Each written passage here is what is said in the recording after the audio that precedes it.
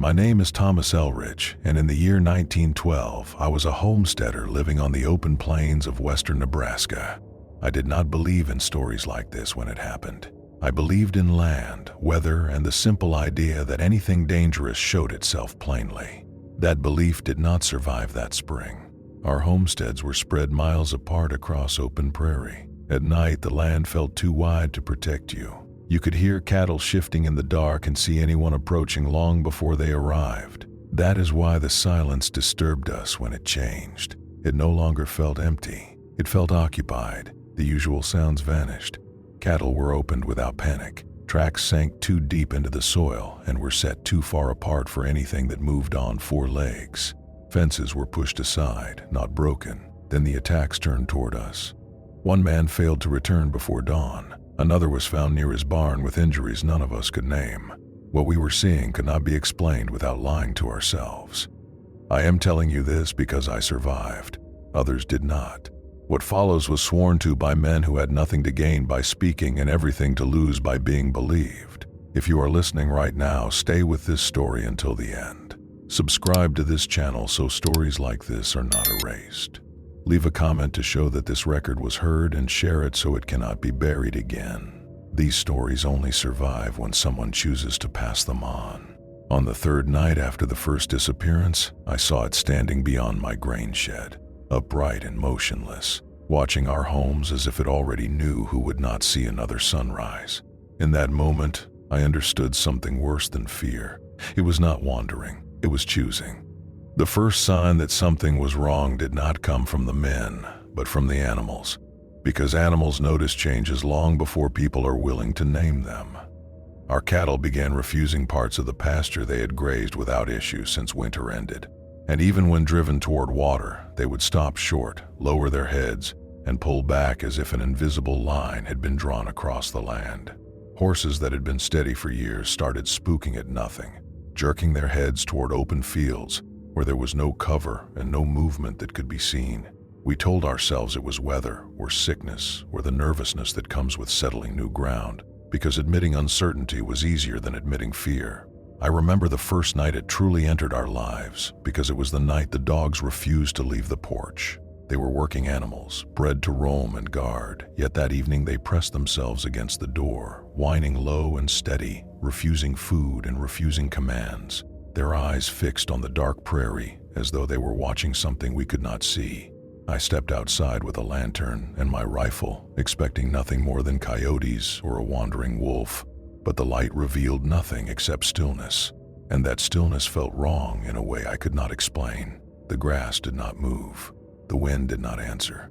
Even my own breathing sounded too loud, as though the land itself were listening. The following morning we found the first body. It was Samuel Cooper, a man who had worked his claim since early winter and who knew the land better than most because he had been raised on it. He lay near his barn, positioned on his side, with his rifle still slung across his back, and the injuries on him were not the kind that suggested a struggle with any animal we recognized.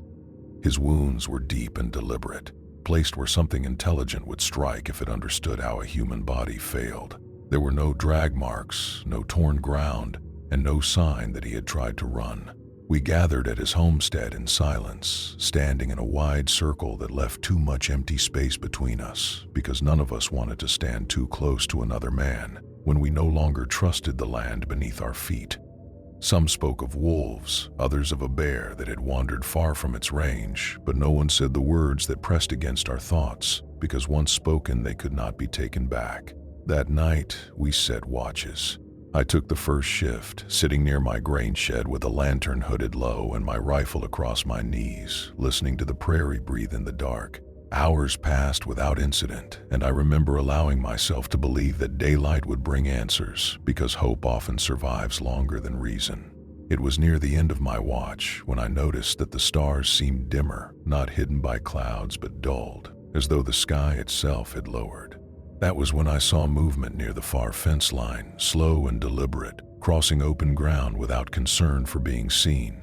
As it stepped closer, the shape resolved into something that forced my mind to reject what my eyes were telling it, because no animal should stand that tall, and no man should move with that posture. It walked upright, with its head held level and its shoulders squared, and when it stopped, it did so with the calm certainty of something that knew it was not threatened. I did not fire, because fear had rooted me in place, and because some instinct told me that drawing attention would only confirm what it already knew. That was the night I understood that Samuel had not been attacked by chance, and that whatever had come to our land was capable of choosing when and how it acted. After Samuel Cooper was buried, our settlement changed in ways that could not be reversed, because fear alters people, even when they pretend it does not. Men who had once spoken freely now measured their words, and women began keeping children indoors even during daylight, as though the sun itself could no longer be trusted to protect us.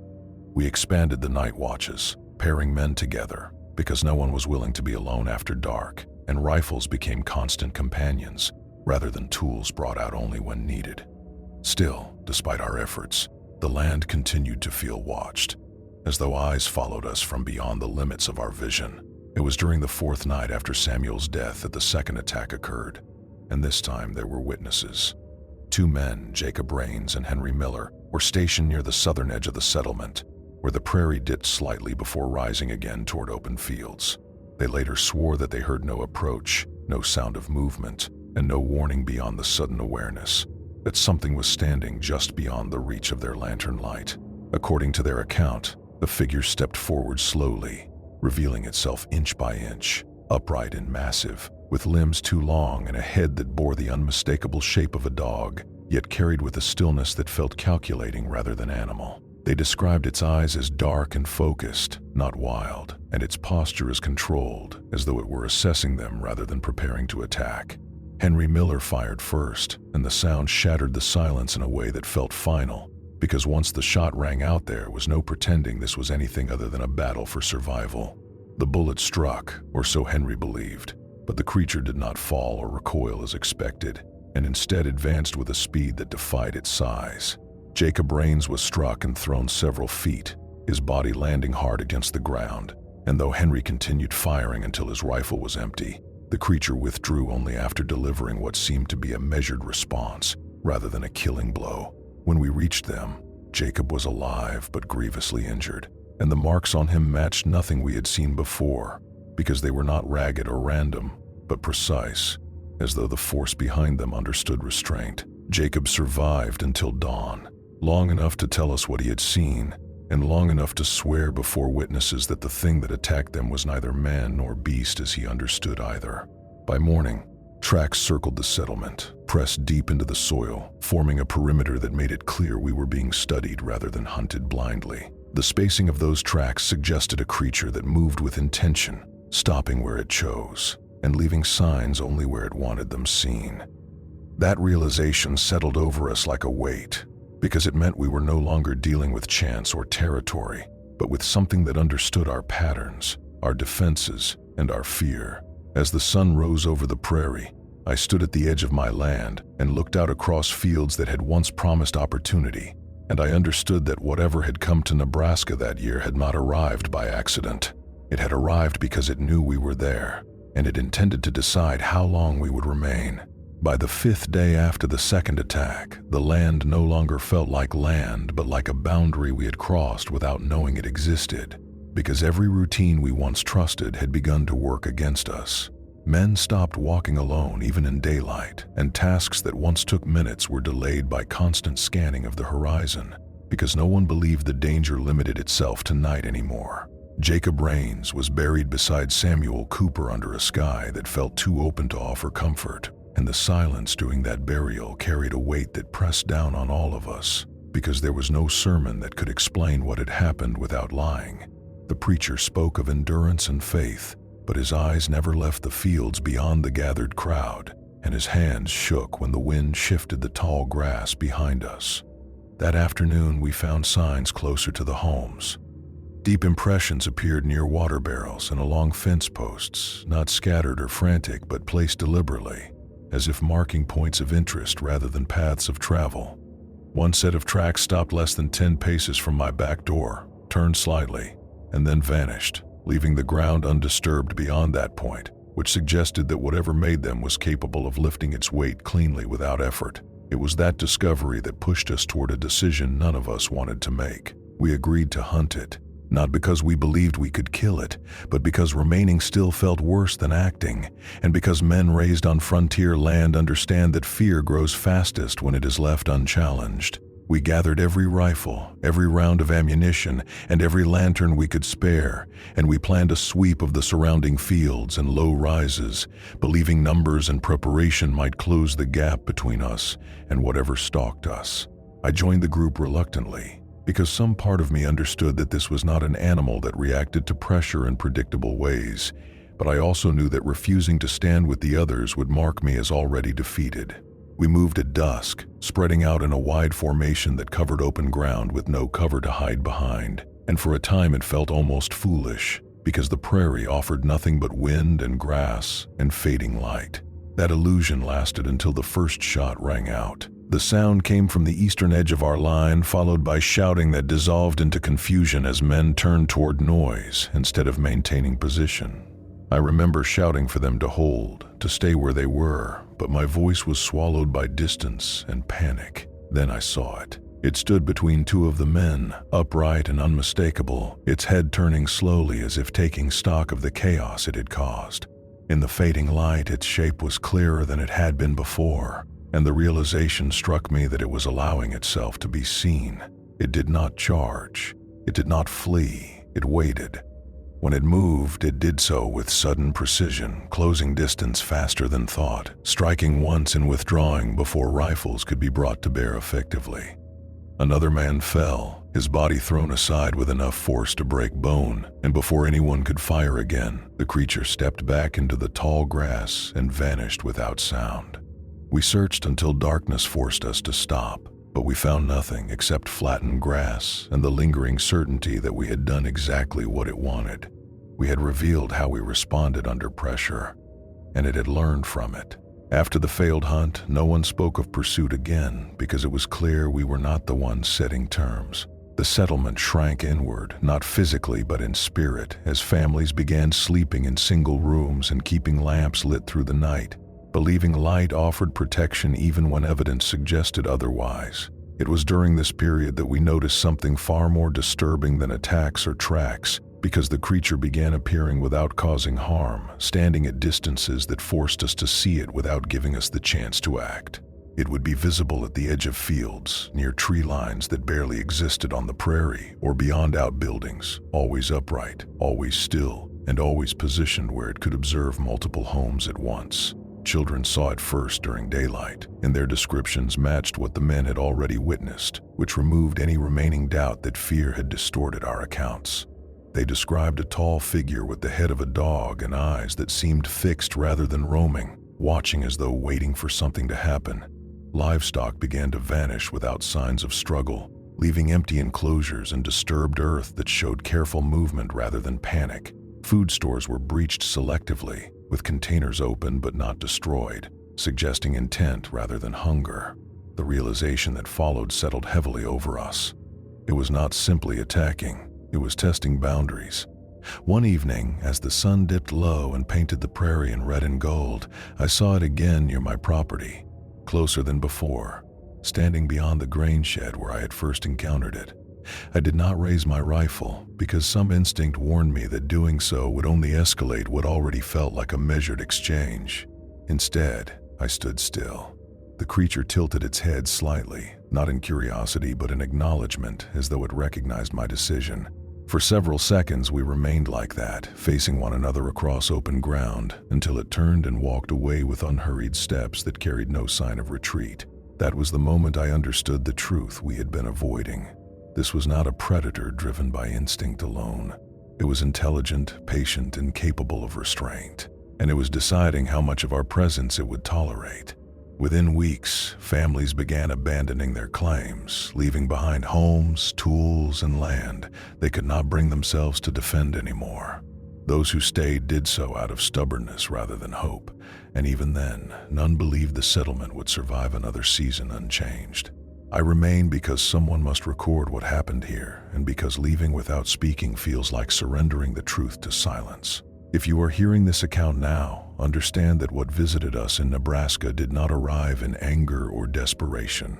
It arrived with purpose, and it left only when it was finished deciding what belonged to it. The first family to leave did not announce it, because announcements invite questions, and questions invite judgment, and in those weeks no one had energy left for either. They simply loaded what they could onto a wagon before dawn and drove east without looking back, leaving a house that still smelled of cooking smoke and a barn half filled with hay that would rot in place. After that, departures became contagious, because fear moves through communities the way fire moves through dry grass, and every set of empty windows on the prairie made the remaining homes feel smaller and more exposed. Those of us who stayed tried to build order out of panic, because order was the only thing we had ever trusted. We expanded the watches again, we moved livestock closer to homes, and we began locking ourselves inside at night, as if timber walls could hold back a thing that moved fences aside without effort. We told ourselves that we were adapting, but in truth we were shrinking, and we could feel it. It was during the second week of our new routine that the next disappearance occurred, and it happened in a way that did not resemble an attack at all. A young man named Daniel Hart, who worked with his father on a claim west of mine, left his house shortly after dusk to check on a gate he thought he had left unlatched. His father watched him walk toward the corral with a lantern held low, and later swore that he saw nothing out of place except Daniel's light moving steadily through the grass. The lantern did not swing wildly, and Daniel did not shout, and there was no sound of struggle, because the night remained as silent as it had been on every night the creature appeared. Then the lantern light simply stopped moving. Daniel's father called his name, first in irritation and then in rising fear, but the prairie gave no answer. When he stepped outside, he found the lantern on the ground, still burning, its glass unbroken. He found Daniel's footprints leading away from the house, and he found something else beside them, pressed deep into the soil, matching the upright tracks we had seen before. What chilled me most about those marks was not their size, but their placement, because they appeared alongside Daniel's steps as if walking with him rather than chasing him. We searched through the night anyway, because refusing to search would have been admitting that the land had already taken him. By morning, we found no body, no blood, and no torn ground, and the absence of evidence felt like a message, because it suggested that whatever took Daniel did not need violence to accomplish its purpose. It was as if he had been removed from the world with calm intention, like a decision made and carried out without hesitation. The next night, the settlement tried to respond as a group, because isolation had become the most dangerous condition of all. We gathered in the largest home remaining, bringing children and bedding and food, turning one building into a crowded shelter, believing that numbers might dissuade whatever watched us. Men sat along walls with rifles, and women kept lamps lit until the air grew heavy with smoke and heat. The noise of so many people should have felt reassuring, but it did not, because everyone was listening for a sound that would confirm what we already believed. Near midnight, the dogs began to whine again, the same low sound they had made on the first night, and every man in the room sat up at once, as if pulled by a single string. Then someone knocked. The knock did not sound like a man. It was too measured, too slow, and too firm, as though the person outside understood exactly how hard wood could be struck without cracking. A second knock followed, and the room became so silent that I could hear a child's breath catch in their throat. No one moved toward the door, because no one could imagine a neighbor walking across open prairie at that hour, and because in our minds the only thing outside was the thing we had named in whispers. The knocking stopped. After a long pause, there came a scraping sound along the outer wall, slow and controlled, like a hand or claw dragging lightly across timber, not to break it but to announce presence. It moved along the length of the house, reached the corner, and then faded into the night. When dawn came, we stepped outside and found the marks in the wood, shallow but unmistakable, running in parallel lines as though something had tested the wall the way a man might test a fence before climbing it. It was not trying to get in. It was showing us that it could. After Daniel Hart vanished, our settlement stopped pretending it could endure through stubbornness alone, because that disappearance changed the nature of the threat. We could accept injury, because injury fits within the frontier stories people tell themselves, but we could not accept a man being taken without a sound, because it suggested a level of control that made our rifles feel like toys.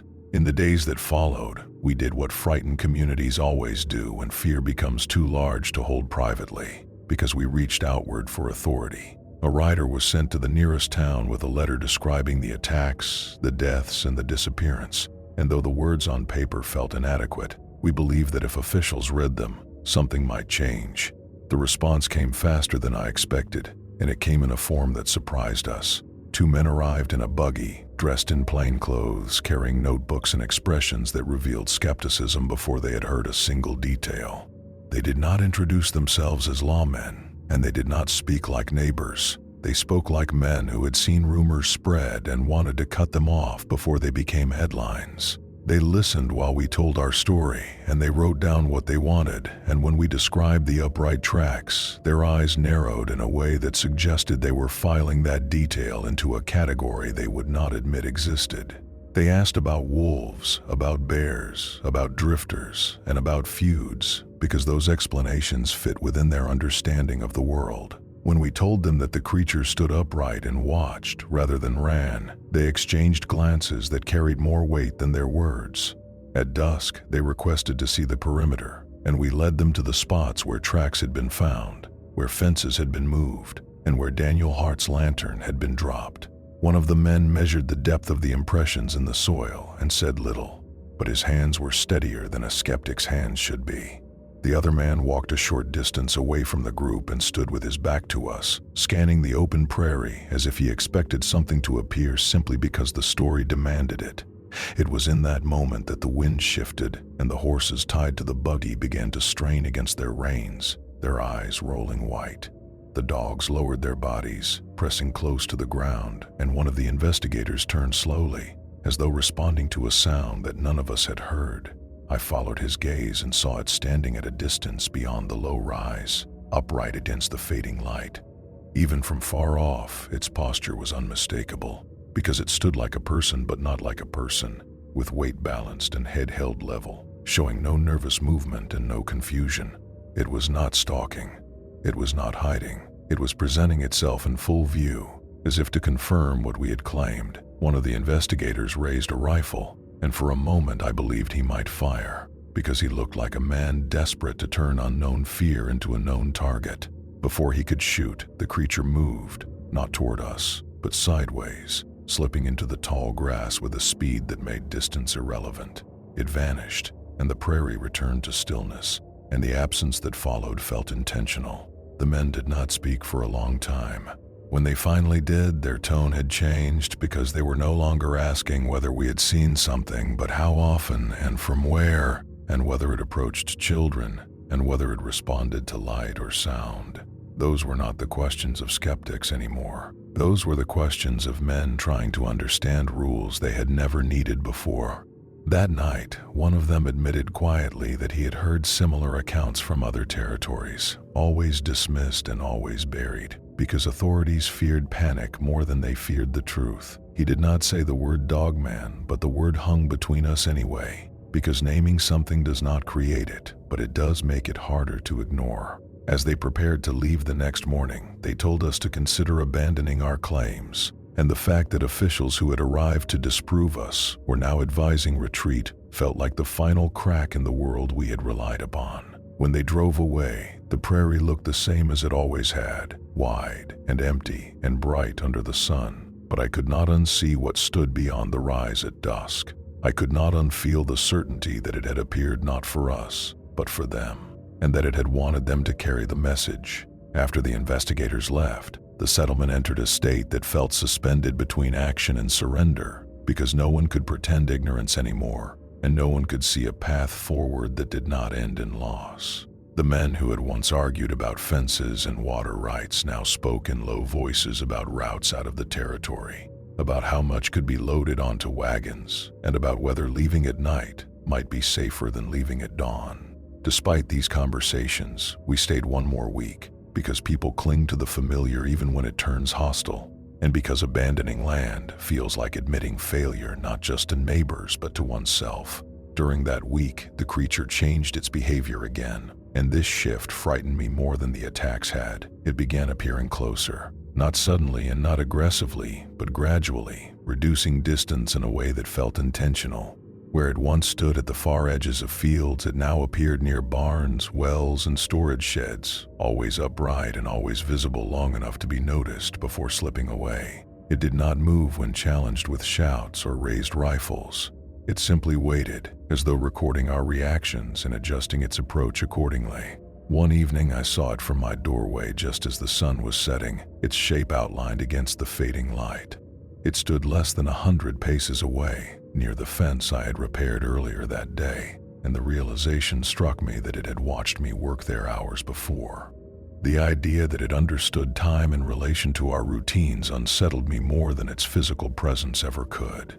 That same night, Livestock began breaking free of enclosures without signs of panic or damage. Gates were unlatched cleanly, feed bins were opened and closed again. Nothing was taken and nothing was destroyed, which made it clear that the intrusion was deliberate rather than necessary. It was learning how our systems worked by interacting with them gently, the way a person might test a door handle before deciding whether to enter. The final confirmation came just before midnight, when I heard footsteps outside my home. They were not heavy and not rushed, but measured and steady, placed with care on packed earth. I did not open the door, because fear had finally taught me restraint, but I stood just inside with my rifle lowered, listening as the steps stopped directly in front of the threshold. There was no knock this time. Instead, there came a slow exhalation, deep and controlled, audible even through the wood, as though whatever stood outside wanted me to know it was there and was unafraid of being acknowledged. The breath carried a weight that pressed against my chest, and for a moment I was certain that the door would open without resistance. It did not. After several seconds that felt far longer, the steps retreated, moving away at the same deliberate pace with which they had arrived. I waited until morning to open the door, and when I did, I found tracks leading up to the threshold and then turning away, their depth suggesting that the creature had stood there for some time without shifting its weight. That was when I understood the truth that none of us wanted to voice. It was no longer simply watching us. It was deciding who it could approach and who it could take. The decision to leave was made without ceremony, because by then ceremony felt dishonest.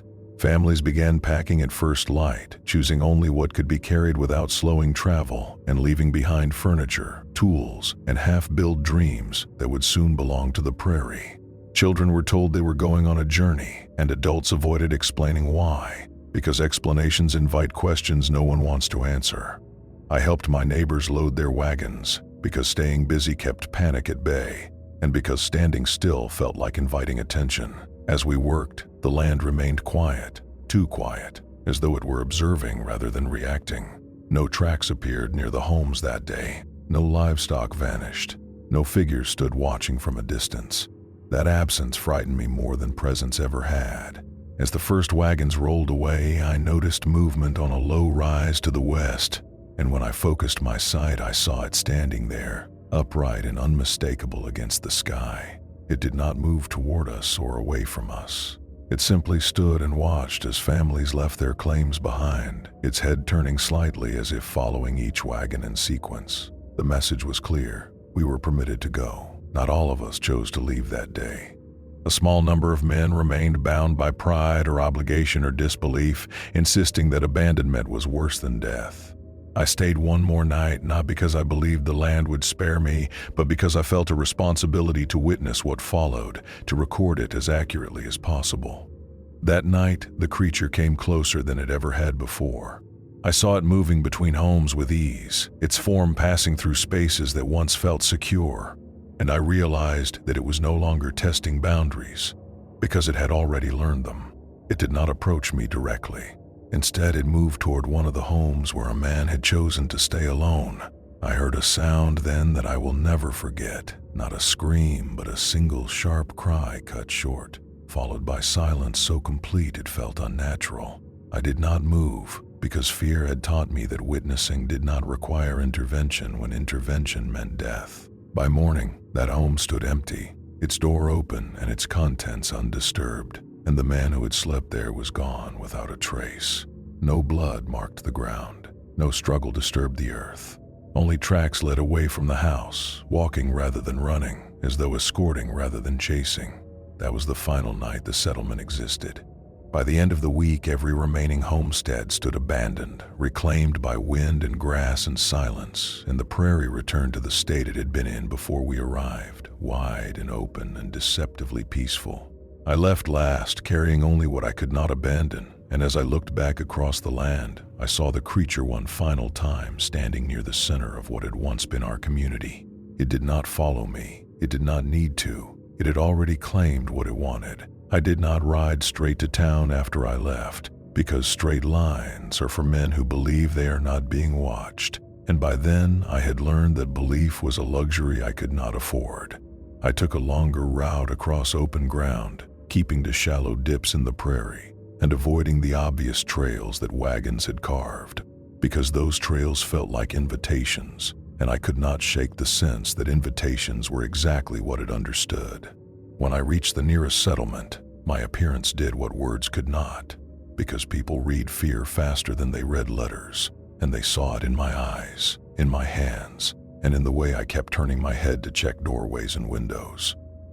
I went first to the sheriff, because law is where men go when the world stops making sense. And I told him what had happened in Nebraska in the only way I could, which was to recount it as plainly as possible and let the details carry their own weight. He listened longer than I expected, and his patience was not kindness, because it was caution, and caution is what men practice when they suspect that truth is about to cost them comfort. He asked me the questions that skeptics always ask first, and I answered them until the questions ran out, and what remained was silence, and the uncomfortable fact that I had nothing to gain by lying. I showed him the letters the investigators had left behind, and I told him the names of the dead, and I described the tracks, and I described the way fences were pushed aside rather than broken, and I watched the sheriff's expression change in increments, as though each detail forced him to build a new category in his mind. By evening, he agreed to send men. Not a full posse, not a military unit, and not anything dramatic enough to match what we had faced, but a small group tasked with verifying whether the homesteads truly were abandoned and whether any evidence remained that could be recorded without ridicule. I volunteered to lead them because I understood the land, and because refusing to return felt like abandoning the dead twice. We arrived before dusk the following day, and the sight of empty homes made even the most confident men fall quiet, because absence is more unnerving than damage. Doors hung open in the wind, curtains moved in broken windows, tools lay where they had been dropped. A child's toy rested in tall grass as if it had been forgotten moments earlier. The world looked paused rather than ended. The men spread out carefully, stepping as if the ground might betray them, and I watched them react to the same sensation I remembered, which was the feeling that the air itself had weight. One man tried to laugh it off, but his laughter died quickly, because nothing answered it, and the prairie did not echo the way it should have. We found tracks again, not everywhere, but in places where they would be impossible to ignore, as though someone had placed them for discovery. They circled an empty barn in a wide loop, and they led up to a broken fence and stopped, and they appeared near the grain shed where I had first seen it, pressed deep and clean into the soil, as if the earth had softened in obedience. The sheriff's deputy bent to measure one of the impressions, and as he did, his lantern light swung across a nearby wall, revealing faint parallel marks in the wood. The marks were shallow, the way a message is shallow when the sender does not need force to be understood.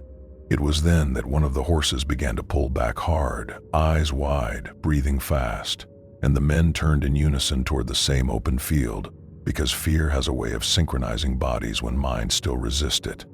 At the far edge of that field, on a low rise, it stood. It was distant enough that rifles felt useless, but close enough that its shape was clear, and it held that still upright posture as if it were an emblem rather than an animal. The men raised their guns anyway, because men raise guns when they do not know what else to do, but the creature did not react with panic or aggression. It simply watched us, and the calmness of that watching made my skin tighten, because it suggested certainty. After a long stretch of silence, it turned and walked away at an unhurried pace, disappearing into tall grass that should not have been able to hide something that tall. The deputy closest to me whispered that we should follow, and the sheriff did not answer him, because following felt like stepping into a lesson designed by something smarter than us. We left before full darkness, and the decision to leave felt like the only honest one. because whatever it claimed, that settlement was not a problem to be solved by bravery or bullets. It was a presence to be recorded and avoided and never underestimated again. In the weeks after the sheriff's visit, the official story began to form the way official stories always form, which is to say it began as truth and then was shaved down into something society could accept without changing its behavior. The abandoned homesteads were described as a failed settlement, a harsh season, poor planning, sickness, and panic, and the names of the dead were filed into records that did not mention what killed them, because admitting what killed them would have forced men to admit that the frontier did not belong solely to humans. I could have let that happen, and part of me wanted to, because forgetting is easier than reliving. But I also understood that silence is not neutral, because silence protects whatever thrives in darkness. So I began writing, not as a storyteller, but as a witness, recording dates as best as memory allowed, listing names, describing injuries, and noting each change in behavior, because patterns are what separate truth from rumor. I sent letters to anyone I believed might listen without laughing, including newspapers, officials, and men who had spent their lives studying animals and human violence. Most did not respond. A few replied with polite disbelief. One man wrote back asking whether I had considered hysteria, and the word angered me more than fear ever had, because hysteria implies weakness, and what happened to us did not require weakness to occur. Then, late in the summer, I received a letter with no return address, written in careful script, asking me to meet at a railroad station 2 towns over. The letter did not mention the creature. It did not mention Dogman. It simply said that the writer had read enough between my lines to understand that what I described was not a wolf and not a bear. I went because by then I no longer believed safety came from avoidance, and because if someone else had seen something similar, it mattered. The man who met me wore plain clothing and carried himself like someone trained to be unnoticed, and he did not shake my hand at first because he watched my surroundings before he acknowledged me, as if he understood that fear can become a habit even when the threat is absent. He introduced himself only as Mr. Hale, and he spoke with the calm tone of someone accustomed to handling stories that others refused to touch. He told me he had seen reports like mine from other territories, with different dates and different names, but with the same shape described in the same reluctant language, always upright, always intelligent, always appearing as if it wanted to be seen. He said that the consistent element across all accounts was not violence, but selection, because the creature did not attack randomly, but rather chose moments that created maximum disruption with minimal effort. When I asked him what it was, he did not give me an answer, because answers would have been comforting, and he did not strike me as a man who offered comfort lightly. Instead, he asked me about the settlement's layout, the spacing of homes, the timing of the first death, and the order in which families left, and he listened in a way that made me feel as though my story was being fitted into a larger frame. He warned me not to publish my notes under my own name, and his warning was not dramatic, but it was serious, because he said that stories like mine attract 2 kinds of attention. The first is ridicule, and ridicule can ruin a man's livelihood. The second is curiosity, and curiosity can bring people back to places they should not return to. I told him that the truth mattered more than my comfort, and he looked at me with an expression that held neither agreement nor disapproval, but rather the weary understanding of a man who has seen idealism end badly. Before he left, he gave me a small leather-bound notebook, blank, and told me to continue recording anything that happened, not just in Nebraska, but anywhere I heard similar whispers. He told me that if I ever saw tracks again, I should not approach them, and if I ever saw the creature again, I should not test it, because testing implies competition, and competition is what it seems to enjoy. He did not say that directly, but the meaning was there, heavy and clear. As the train carried him away, I stood on the platform holding that blank notebook, and I understood that my story was not only about what happened to us, but about what happens when humans realize the world contains intelligences that do not require our permission to exist.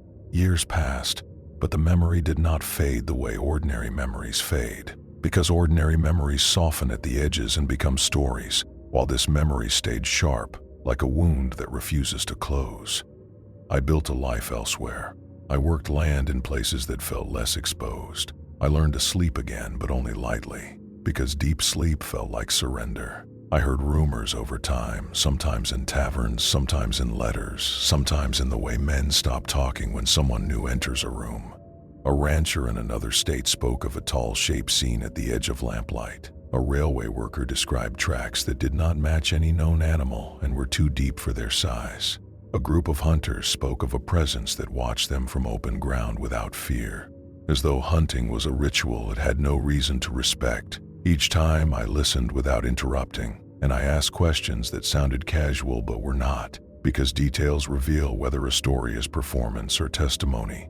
I asked whether it moved with panic or certainty, whether it ran on four legs or stood upright, whether it approached or waited, whether it left signs in places designed to be found. When men answered those questions in the same way I would have answered them, I felt the old pressure return to my chest, because it confirmed what I did not want confirmed. It was not unique to Nebraska. It was not a single creature, or if it was, it moved across distances that should have been impossible to cover unnoticed. The last time I saw it was not on the prairie, but near a stretch of open land outside a small town where I had gone to purchase supplies. The sun was low, and I was walking back toward my wagon when the dogs in a nearby yard began to whine and press against a fence. Their reaction was familiar enough that my body went cold before my mind caught up. I turned slowly and looked across an empty field that separated the town's edge from the wilderness beyond. It stood there, upright, still, watching the town the way it had watched our settlement, as if people were pieces on a board and the board was something it understood. It was far enough away that most would have missed it, and close enough that I could see the shape of its head and the line of its shoulders, and I could feel the weight of its attention without hearing a single sound. I did not move toward it. I did not call out. I did not lift my rifle, because by then I understood that the most dangerous mistake a man can make is to treat a calculating presence as if it needs to prove itself. Instead, I stepped back behind my wagon and waited. After a long time, it turned its head slightly, as though acknowledging that I had noticed it, and then it walked away at the same controlled pace I remembered, disappearing into the line where grass meets distance. It did not chase me. It did not need to. That night, I sat alone with my notebooks and understood something that is difficult to accept, even after years of reflection, because humans prefer to believe they are the only creatures capable of planning. What we encountered in 1912 was not simply a predator. It was a presence that understood fear and used it, and it knew that fear spreads faster than any body can move. It claimed our settlement without occupying it, and it attacked us without waging war. And it left behind a lesson rather than a trophy. The lesson was that land does not belong to those who sign papers, and safety does not belong to those who believe in it, and the world contains watchers who do not announce themselves until they choose to. If you take anything from my account, take this, because it is the only honest warning I can give. If you ever find tracks that do not make sense, and if you ever feel the silence become occupied, and if you ever see an upright shape watching rather than hiding, then you should not try to become a hero, because heroes are predictable, and predictable people are easy to lead. You should leave, and you should leave quickly. If you made it to the end, then you now understand why this story was sworn to and why it was buried, because it is easier to dismiss the impossible than to accept that some parts of this world remain unclaimed by human certainty. Now I want you to do something simple and direct, because this channel survives on action, not on passive listening. Subscribe right now if you want more stories like this, because every subscription tells the algorithm that testimonies still matter. Leave a comment with where you are listening from, and tell me whether you believe the Dogman in Nebraska was one creature or something broader, because your theories help shape what we investigate next. Share this story with someone who thinks they have heard it all, because the fastest way to bury a truth is to keep it contained. And if you have your own encounter, whether it happened to you, your family, or your town, then write it in the comments or send it in, and include the year, the location, and the details you have never told anyone, because patterns are how we separate folklore from something far more real. This was the story of 1912, Nebraska, and the homesteaders who claimed they were attacked by the Dogman. And if you think that sounds like history, then you are already too late, because history is not always past. It is sometimes just quiet, until it chooses you.